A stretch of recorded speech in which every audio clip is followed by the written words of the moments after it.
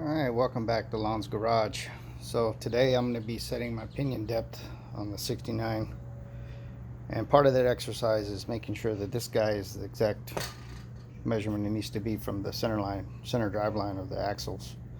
So the old pinion, which is this guy, has that bearing and a shim pressed on there very well, and I don't have a bearing bearing separator. So what I'm going to do is basically take another bearing, which I have over here, take a cylinder hone, and I'm going to hone it out so that it will actually slide on and off of here ever so slightly, so I can put shims on here, put the bearing on there, adjust my depth on the pinion gear to make sure it's lined up correctly, and you know, way easier than trying to press on and off a bearing. There's just no way I'm going to be able to do that. So yeah, so that's what I'm going to be doing today. So I'm going to get to it on honing that out so that it'll fit on here. It is tight, make no doubt about it, but it's exactly the same bearing I got in my master kit over here to the left of me. So I'm going to see if I can make it slide on and off of there. I've already got some shims picked out that look like the ones that are in here as far as the width, but we'll get to that science in a little while. But I'm going to hit this and see what happens. I'm going to pause now while I hone this guy out. I'm just going to hit it with a hone and my drill and get it to fit.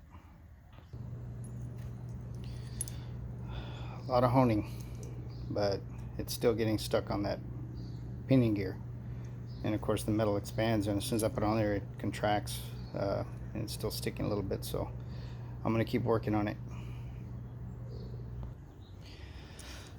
Okay, so after much ado, a lot of grinding, I mean, the little hone tool worked somewhat, but you can see these little guys just did not last. So yeah, one of them broke, well, two of them broke, and I wasn't even having a lot of pressure on it. I was just spinning it along and boom. So that's going back for a return or warranty or whatever.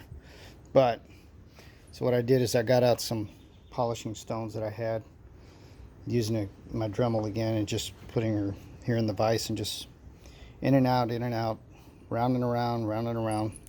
And then I got some 120 grit and just kind of cleaned it up a little bit, because I really do want this guy to slide on and off in there easily. I don't want to be fighting it because I'm going to be under the car doing this. So I think we have it. And there it is. Slides right on. So I'll put my two shims in there, and we can start measuring pinion depth.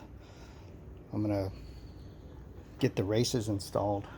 I rented a race driver set.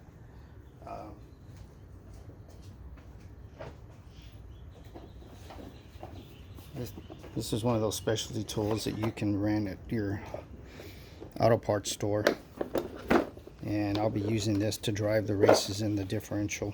See, they're aluminum. It's got a driver.